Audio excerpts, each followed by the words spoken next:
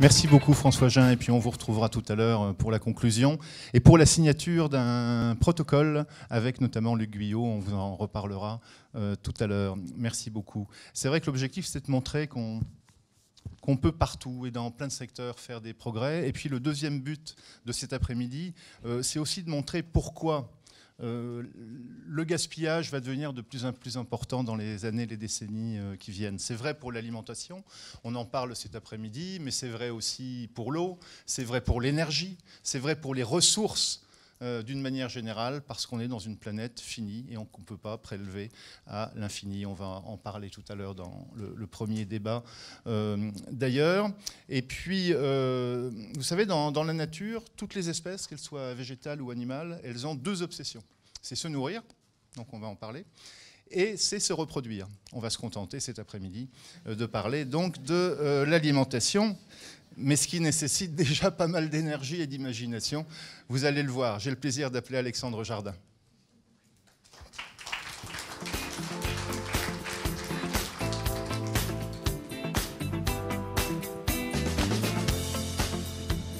Bonjour Alexandre Jardin. Bonjour. Merci beaucoup d'être là. Je sais, ça doit marcher. Oui. 1, 2, 3, 4, on essaye. Voilà, ça marche. Ah, très bien. Alexandre Jardin, portrait extrêmement rapide, écrivain, bien sûr. Capable de se reproduire. Capable de se reproduire. Et c'est une bonne nouvelle. J'ai plein d'enfants. Même si parfois les histoires d'amour que l'on trouve dans vos romans sont un peu compliquées. C'est le cas d'ailleurs du dernier, qui s'intitule Juste une fois. C'était pas le sujet. Non, mais bon, Juste une fois, qui est publié chez Grasset. Mais je voulais en profiter pour vous remercier parce que vous êtes très occupé en ce moment avec la sortie de ce bouquin et avec le mouvement Bleu Blanc Zèbre dont on va parler. Zèbre, justement, prix féminin en 88, et vous venez de créer, en plus d'autres associations, ce mouvement Bleu Blanc Zèbre. Alors, les associations, il y avait Lire et faire lire déjà en 1999. Je ne sais pas combien il y a de bénévoles aujourd'hui qui 16 000, qui donnent un coup de main à tous les gamins dans toutes les écoles de France. Non, plus que ça. Ah. Qui transmettent le plaisir de la lecture. Et qui transmettent le plaisir de la lecture. À 400 000 enfants dans les 100 départements. Et ce qui est vrai aussi avec l'association 1000 mots, là ce sont des retraités qui interviennent dans les prisons. Hein, elle s'est arrêtée celle-là. Elle s'est arrêtée celle-là. Mais on en a fondé beaucoup d'autres. Alors, Bleu Blanc Zèbre, c'est une fédération d'associations diverses. Alors, et d'entreprises. Et d'entreprises. Les secteurs emploi, santé, transport, logement, éducation, écologie. Il s'agit de fédérer pour s'entraider, dupliquer les bonnes idées. C'est un petit peu ce qu'on va chercher à faire aussi. Et développer les réseaux, bien évidemment. Vous qui vous êtes engagé, je viens de le dire, dans de nombreuses actions, pourquoi avoir encore ressenti la nécessité de vous mêler d'une nouvelle affaire? Je pense que ce sont les mêmes raisons qui vous conduisent à faire ce que vous allez faire. C'est-à-dire que je crois qu'à peu près tout le monde commence à être conscient que le pays est absolument au bout du rouleau et que où quelque chose arrive, ou on ne sait pas où on va aller. Et donc, il nous a semblé urgent, dans les 24 mois à venir, que quelque chose soit pris en charge par la société civile en termes de réponse pragmatique aux problèmes des Français. Et quand je vous écoutais, je me disais, mais il pourrait se tenir tranquille avec ses 2,5 milliards de chiffre d'affaires sans se poser ces questions-là. Si vous vous les posez, c'est que vous en êtes arrivé aux mêmes conclusions. C'est que si les opérateurs de la société civile ne se conduisent pas bien, le pays va... On ne sait pas où il va. Donc on a commencé à fédérer très gaiement, parce que l'une des caractéristiques de nos zèbres, c'est que ce sont des gens joyeux, sinon on ne les rappelle pas. Ce sont des gens qui passent à l'acte, comme vous, puisque vous avez décidé de passer à l'acte, et qui impliquent la population. Et on s'est dit qu'on allait fédérer les faiseux. On est des faiseux tous. Mon Lire et faire lire, c'est un des 90 programmes de Zèbre. Il y en a beaucoup, et en ce moment, on est en train de fédérer l'ensemble des mouvements associatifs français, et maintenant le monde économique. Et dans 2 ans, un de nos objectifs, quand on aura fédéré autour de pôles des opérateurs porteurs de solutions concrètes et pragmatiques, on essaiera d'imposer aux partis politiques un nouveau Yalta, entre une société civile joyeuse, de faiseux, de gens responsables, et on espère leur imposer un système de signature de contrat de mission avec la société. en constituant des opérateurs très puissants. Je peux parler par exemple de Mon Lire et Faire Lire. Oui. On s'occupe de 400 000 gamins, mais le problème est général. À Paris, par exemple, puisqu'on est à Paris, on s'occupe de 35% des écoles. On aimerait, à un moment, avoir un contrat de mission pour développer Lire et Faire Lire, impliquer le monde des retraités dans les écoles maternelles et primaires, dans 100% des écoles françaises. Puisqu'on a 20% de nos gamins qui ne maîtrisent pas l'écrit à l'entrée au collège, on veut lever des troupes dans la population pour qu'on se prenne en main, au lieu de tout attendre d'en haut. Et ce qui m'a ému en vous écoutant, c'est que c'est exactement la même démarche. Vous n'attendez pas qu'un gouvernement vous le demande, vous le faites. Et vous allez le faire. Et j'ai infiniment plus confiance dans des opérateurs qui ont les mains dans le cambouis pour monter des solutions pragmatiques. Et dès que vous m'avez parlé de votre démarche, oui. On a tout de suite organisé un rendez-vous avec un de nos zèbres. Absolument. Guillaume Babs, qui sera là d'ailleurs tout à l'heure. Guillaume vous expliquera ce qu'il fait. Du réseau des épiceries solidaires. Ça nourrit beaucoup de monde. Ça peut être un partenaire formidable pour vous. On aimerait qu'au bout de 2 ans, tous ceux qui ont le civisme dans le sang et cette forme de joie de s'occuper du pays, avant qu'il s'effondre, on va essayer, on aimerait bien que vous fassiez partie des zèbres, parce qu'à un moment donné, où on le fait tous de manière isolée, où on se rassemble. Et il me semble que, comme c'est très coincé en haut, il faut bien que ça se débloque par quelque part. Et donc, par les territoires, on signe des accords avec des dizaines de mairies pour implanter nos programmes. Vous êtes déjà déployés territorialement, puisque vous êtes présents partout, comme on Lire et Faire Lire. Mais à un moment donné, où on reste tous isolés, où on se conduit comme des adultes, et on essaye de jouer collectif pour redresser la France, quoi. Et ce qui me frappe, c'est qu'on n'a pas besoin.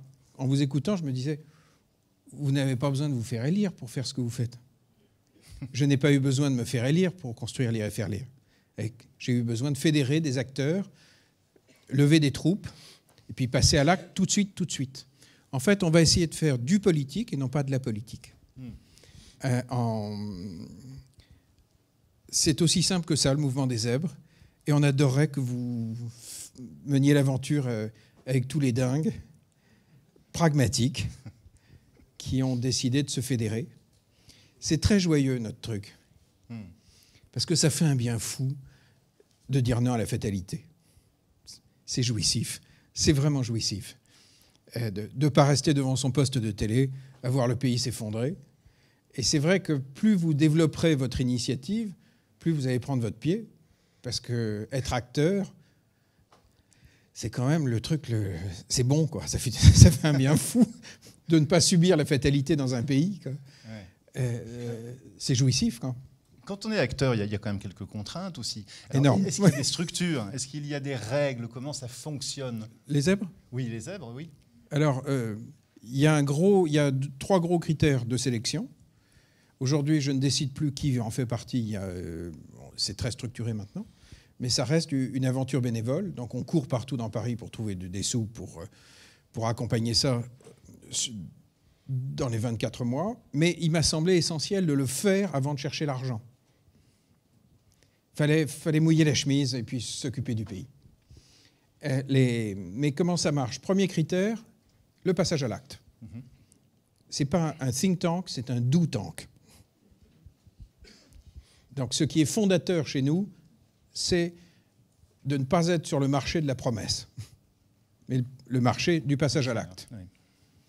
Le deuxième critère, c'est l'implication de la population. Et ce qui me touche dans votre démarche, dans ce combat contre le gaspillage, c'est que vous allez impliquer des troupes. Donc en fait, vous allez activer des ressources qui existent et qui, au fond, il fallait les fédérer, les mettre en mouvement, les flécher, créer les partenariats, etc.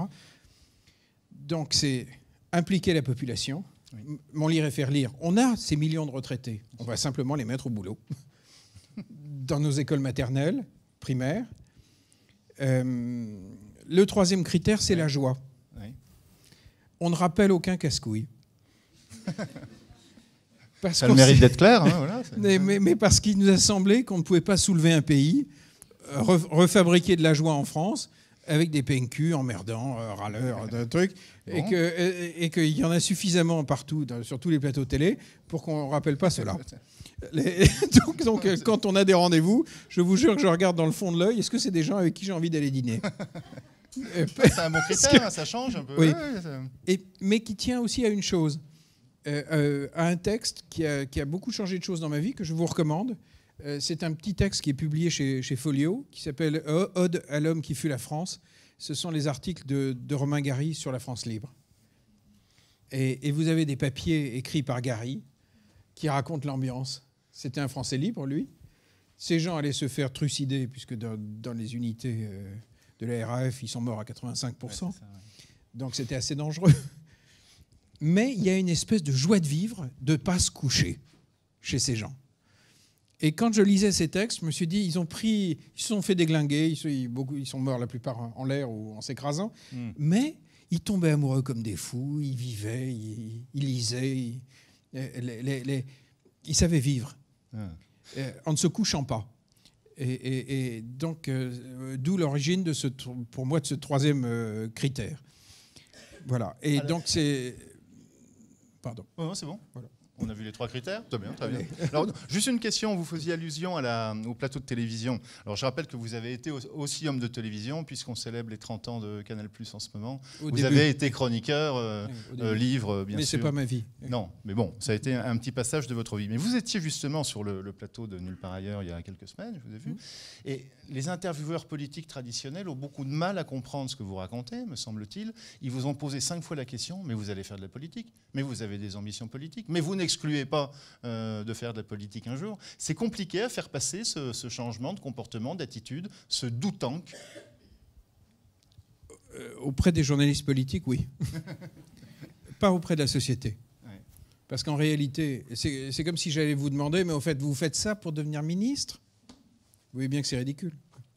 Je veux dire, c'est un peu ce qu'on vous pose comme question. Oui, hein, oui. Mais je ne dis pas que c'est déshonorant de devenir ministre, mais simplement, c'est pas ma vie. Moi, j'écris des romans, plutôt des romans d'amour, et j'adore ça.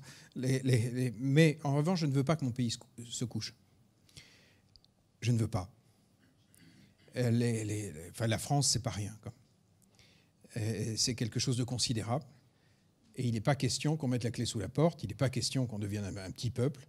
Je me sens tellement français que... J'adore le Québec, par exemple. Mais l'idée de foutre le camp au Québec tant qu'on n'a pas relevé la France, pour moi, c'est pas possible. Pour moi, c'est pas possible. Moi, je n'y arrive pas. Pourtant, j'adore le Québec. Bon. Mais effectivement, faire du politique, mais votre discours, là, quand vous avez expliqué ce que vous faites et ce que vous voulez faire, vous avez fait du politique. Vous n'avez pas fait un discours de candidature pour devenir je ne sais pas quoi. Et ce que je veux, c'est qu'on réhabitue notre pays à faire du politique. Alors, je sais que c'est terrible, hein, mais c'est vrai que sur le plateau de Canal, j'étais très... parce que quand vous parlez à des journalistes politiques, ils sont habitués à cette logique-là, donc ils n'imaginent pas qu'on puisse avoir le souci de la nation, de son peuple, sans avoir l'envie d'avoir un ruban. Pour moi, profondément, le ruban, c'est si dans un an, on se retrouve dans cette salle et que vous annoncez des chiffres qui sont magnifiques, que vous êtes arrivé à flécher telle et telle ressource, que vous êtes... mais ça sera une phénoménale victoire d'un pays sur lui-même. Vous aurez remporté mes 10 vagrammes. Quand je rentre dans une école et que je vois des retraités d'un quartier qui se marrent avec des petits, ça fait un bien fou, quoi. De se dire que son pays se redresse. En tout cas, moi, ça me procure beaucoup d'émotions. Mais l'idée d'aller me faire élire, non. Je préfère que dans 2 ans, on soit suffisamment puissant, qu'on ait structuré la société civile et qu'on impose aux partis un système nouveau, joyeux, adulte, de partenariat pour que l'État fasse avec, et non pas à la place de. Une sorte de pacte citoyen, alors peut-être. Oui, le contraire du truc de Hulot. Parce que le truc de Hulot, c'était signer en bas et fait. Vous imaginez, vous connaissez comme moi les ministères, vous avez eu affaire à une bande d'épileptiques qui court à l'intérieur des cabinets ministériels, qui maîtrisent eux-mêmes très mal leur propre temps. Donc l'idée de fourguer le dossier à des impuissants relève de la folie. Alors que si vous avez fait, vous, une grande partie du chemin avec votre secteur économique, vous voyez bien que vous êtes bien meilleur et qu'il vaut mieux conserver donc le pilotage des programmes d'intérêt national dans nos structures, là où on est bon. Le garçon que vous allez accueillir tout à l'heure, qui est un homme d'exception, Guillaume Babst, il a monté tout seul ce réseau de 300 épiceries solidaires. Donc vous imaginez bien qu'il est doué, quoi. Il est fort. En gros, il est puissant. Et il faudra bien que la France fasse confiance à des gens puissants. Et si vous menez à bien ce truc, vous aurez démontré votre puissance dans l'intérêt général. Donc on va essayer avec le mouvement des zèbres de fédérer tout le monde de manière à ce que des leaders légitimes réapparaissent en France. Et les seuls, à nos yeux, qui sont réellement légitimes sont ceux qui font tout de suite. Parce qu'en fait, ils ont toujours été comme ça depuis qu'ils étaient petits. Vous verrez bien que le Guillaume Babst est un fou furieux, avec sa tête de Gaulois, il bouffe trop, etc. Mais c'est un suractif depuis qu'il a 8 ans. Donc on cherche ces gens-là. Voilà, je ne sais pas si c'est clair. Ce le sera aussi quand il parlera tout à l'heure, Guillaume. Mais vous allez voir, à mes yeux, c'est un grand leader français. Alors, Alexandre, on va s'arrêter là pour le moment. Oui. Vous participerez bien sûr au premier débat dans quelques minutes. Et on va prendre un premier exemple qui va vous ravir. Je vais appeler Florence de la Campagne à venir nous rejoindre sur scène.